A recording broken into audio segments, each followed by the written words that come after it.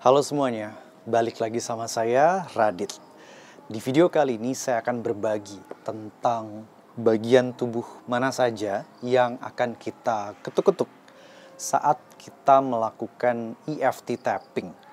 Dan berapa kali kita harus melakukan ketuk-ketuknya di setiap area tubuh itu. Nah, jadi teman-teman, kita akan melakukan ketuk-ketuk di 9 bagian tubuh kita. Kita akan ketuk-ketuk di bagian samping tangan di sini.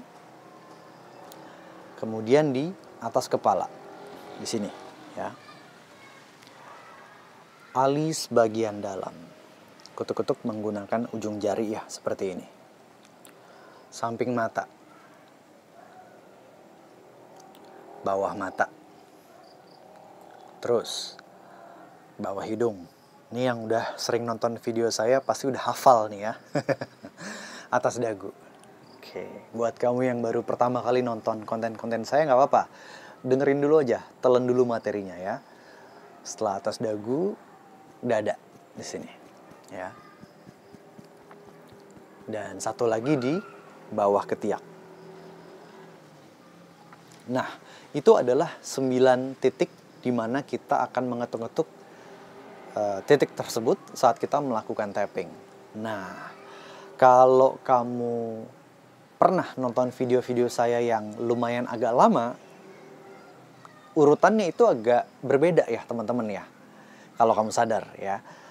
Saya kalau di video-video yang lama itu dari samping tangan itu lanjutnya ke alis bagian dalam ya, kemudian turun sampai terakhirnya di atas kepala gitu.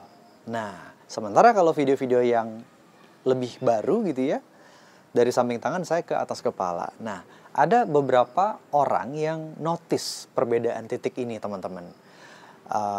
Ada yang komen, ada yang WhatsApp saya juga, kenapa berbeda? Nah, sebetulnya teman-teman alasannya sederhana.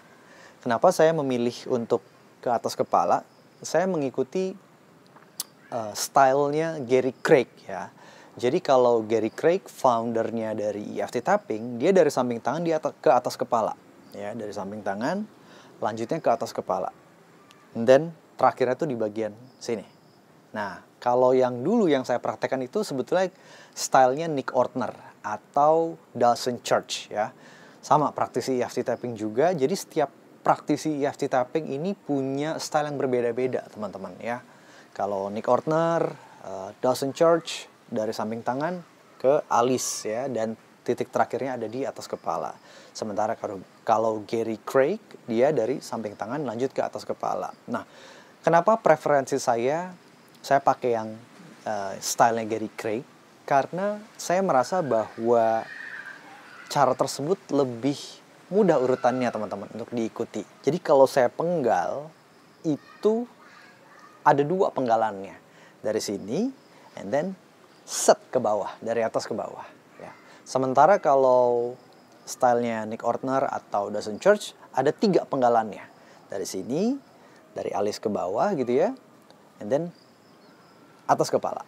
Jadi ada 3 penggalannya. Nah, teman-teman bisa pilih style yang manapun ya, mau dari samping tangan ke atas kepala atau dari samping tangan ke alis, boleh-boleh saja.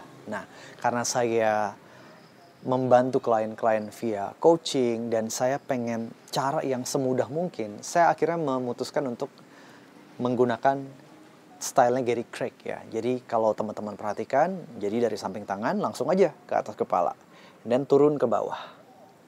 Menurut saya pribadi, preferensi saya, buat saya ini lebih mudah gitu ya. Nah, terus berapa kali ketuk-ketuk saat kita mengetuk-ngetuk titik ini? Nah, ini juga sebetulnya tidak ada aturan bakunya teman-teman. Mau itu 3 kali, 5 kali, 15, 16 atau lebih dari 20 kali, tidak ada aturan khusus ya teman-teman ya. Dan masing-masing praktisi EFT tapping itu stylenya juga beda-beda.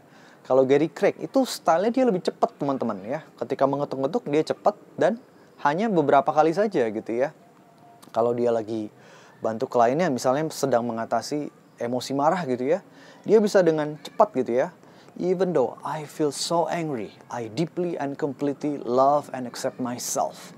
And then dia lanjutin tuh, this anger, this anger, this anger. Cepat pindahnya. Nah, sementara kalau Dawson Church atau Nick Ortner, dia stylenya yang lebih slow. Ketuk-ketuknya lebih lama. Ya, mungkin 15 kali, 16 kali atau bahkan lebih gitu ya. Mengeluarkan unek-uneknya dan baru pindah. Gitu ya. Nah, mau teman-teman pilih cara yang cepat atau yang lambat pindahnya gitu ya, ketuk-ketuknya lama atau sebentar, dua-duanya efektif teman-teman ya.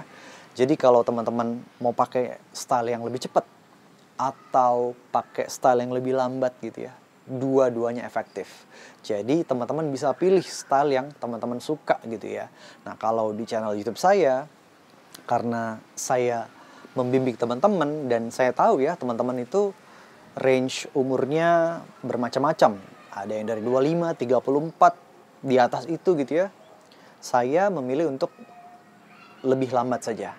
Karena saya pengen memastikan teman-teman bisa ngikutinnya gitu ya. Takutnya kalau terlalu cepat nanti nggak bisa pada ngikutin ya. Jadi pelan-pelan aja gitu ya.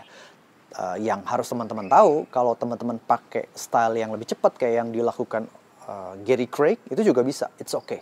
Teman-teman mau ketuk-ketuk gitu ya 3-5 kali itu juga sudah bisa sebetulnya ya. Jadi inilah seninya melakukan tapping ya teman-teman. Teman-teman bisa melakukan sesuai dengan preferensi masing-masing. Nah, ada satu juga pertanyaan.